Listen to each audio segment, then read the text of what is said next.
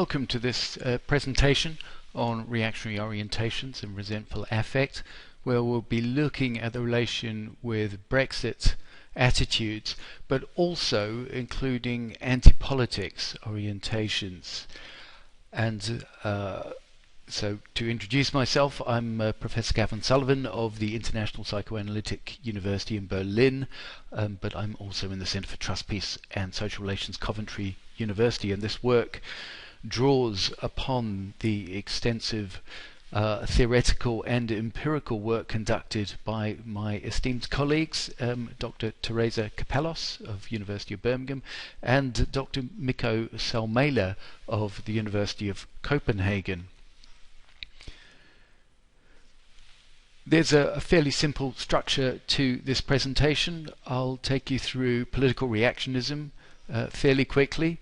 We'll look at this idea of resentment, full activity, affectivity, and we'll explore the relation in particular to Brexit, but mainly also in relation to anti-politics. And what I'll do then is take you through very briefly study 2, which was an English citizen survey, which was conducted in late 2020. This builds upon study 1, which was a pre and post election study from 2019. Some of you may recall that some of the preliminary data was summarized in the last conference. Also, we'll briefly look at further work that we'll be conducting, and of course there'll be a summary of the main results.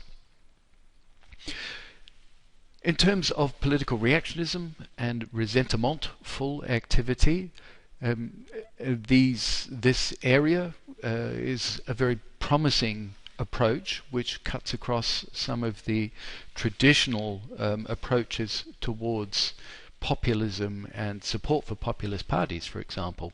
So what particularly is reactionism?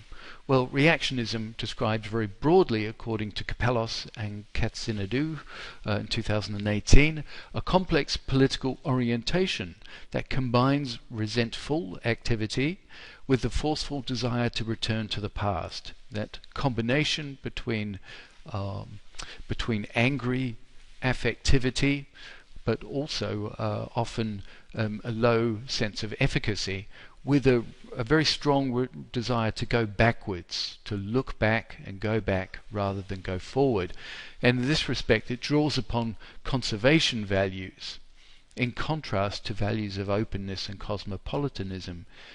Included in it is an aversion to what is new. So when we think of going back to the past, return to the past, a really strong desire for this, there is also this aversion to what is new. And I guess what many of us would think of as political progressive ideas. Its affective features include resentment, anger particularly, and resentment, which has, to use a kind of a wine metaphor, notes of anger, betrayal, fear, and what can be called nostalgic hope. The point being that this is very complex. We shouldn't think of resentment and resentment particularly in terms of discrete emotions, but rather as very complex combinations or mixtures of affect. And resentment also includes a very strong kind of habitual or sedimentation type approach, where over time repression and responding to the powerlessness of one's position in relation to political changes and social changes has a very large impact on how particular emotions are then manifest. A common core then is of resentful reaction towards the present and the motivation to change it backwards. And that's proposed to underpin bundles of anti-politics stances. These are combinations of, for example, anti-EU stances, as well as anti-science. And so these bundles, we will look at how this can be explored empirically. Reactionism also, just to make very clear, very briefly, its conceptual connections, reactionism is argued to be and arguably distinct from populism, radicalism, conservatism, progressivism, and also it's important to realize that it's not restricted only to right ideologies. So reactionism can also be found on the left, and there are particular hypotheses and theories around the similarities and the differences between particularly how shame is experienced in relation to reactionism on the left in contrast to on the right, according to Mikko, Salmela and Christian von Scheve. We won't be referring to that left-right distinction around reactionism and resentful affectivity today. We'll focus mainly just on some preliminary results from that second study. And in relation to this, there is evidence that reactionary orientations drive anti-EU and anti-immigration preferences. But that research is mainly indirect. What really is needed to move things forward is a measure of reactionism, and that's what we introduce mainly in this presentation. And so the new measure should allow us to explore emotion mixtures of different types that are posited in the theories around reactionism to drive current anti-preferences, which, as I mentioned, includes anti-EU views and stances, also engagement with anomic, extreme and violent political actions, and to explore also those connections with intolerance towards outgroups and minorities. In the particular study that we carried out, the study 2, we aimed to test the theoretical framework in which a reactionary orientation combines with resentful affectivity, and we also wanted to see if low political efficacy, all of those combined to predict anti-politics stances, such as Brexit support. Resentment is conceptualized as a long-term emotional process of transvaluation in response to perceived chronic deficiencies, injuries or injustices that cannot be acted upon. So as I mentioned, this is kind of a habitual or sedimented, not just an emotion, but an emotion related process over time in which shame, for example, is repressed and expressed as anger, perhaps also as a desire for pride or more defensive claims of pride. And this can also include contempt. So in the model of reactionism, there are personal values over time, conservation and tradition.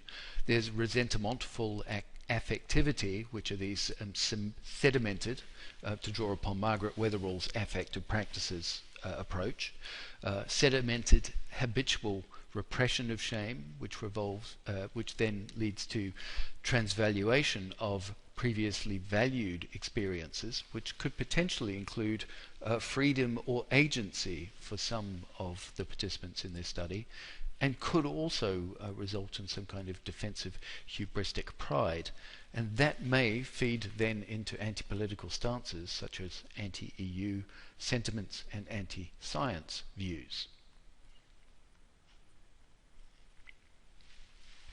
In the study 1 was of 421 citizens of England eligible to vote, so that was 223 female participants and 192 males.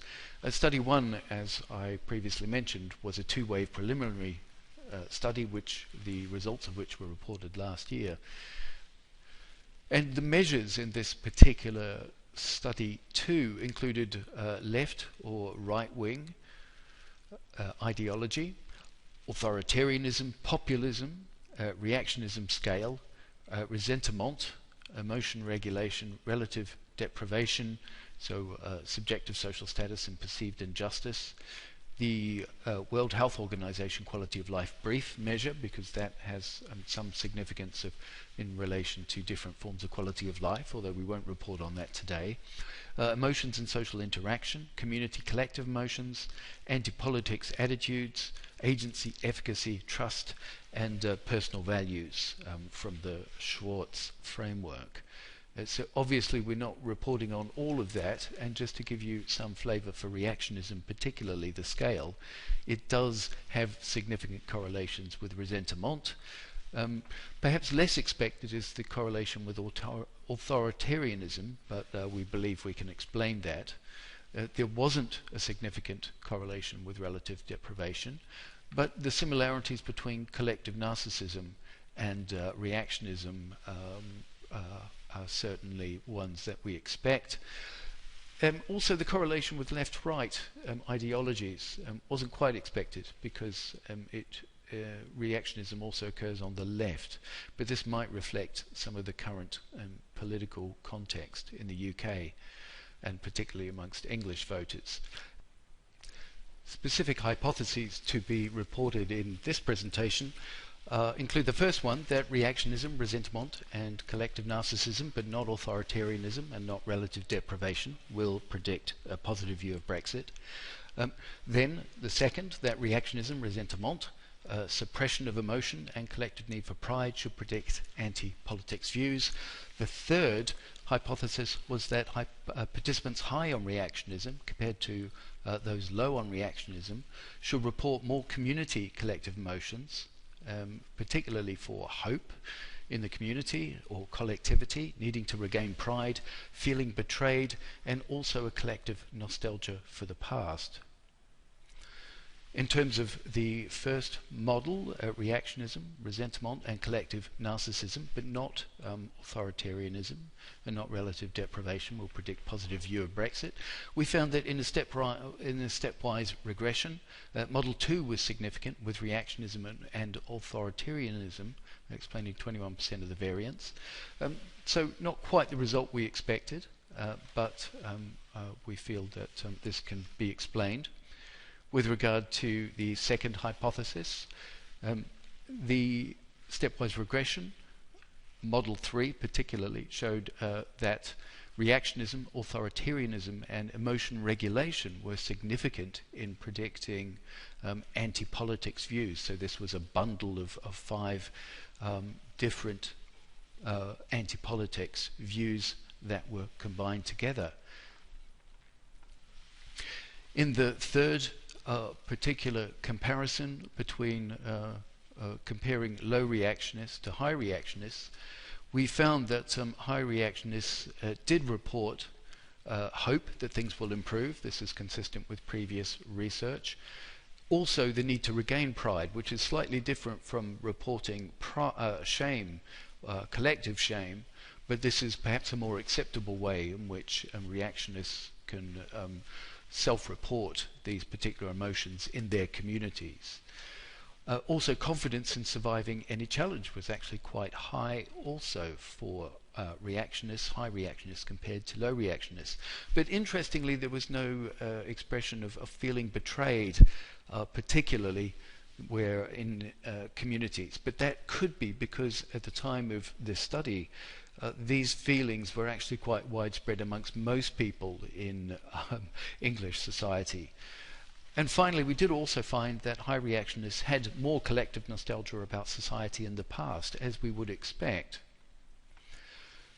So to summarize some theoretical explanations of the connections between reactionism and resentmentful affectivity have outpaced empirical work, but we hope with this reactionism scale that we start to provide some further details that can explore the complex relations between different bundles or mixtures or combinations of affectivity, particularly with regard to resentment,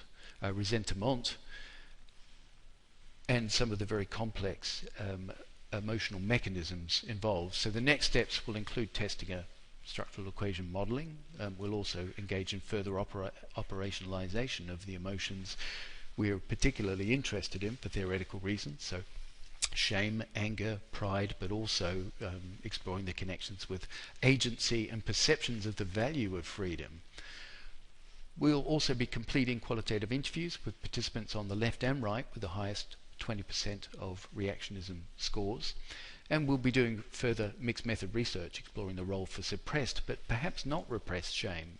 That's a complex issue to be explored. And one potentially interesting finding is the potential transvaluation for reactionists around freedom, which might explain some anti-immigration views that freedom might be less valued among reactionists. Thank you for listening.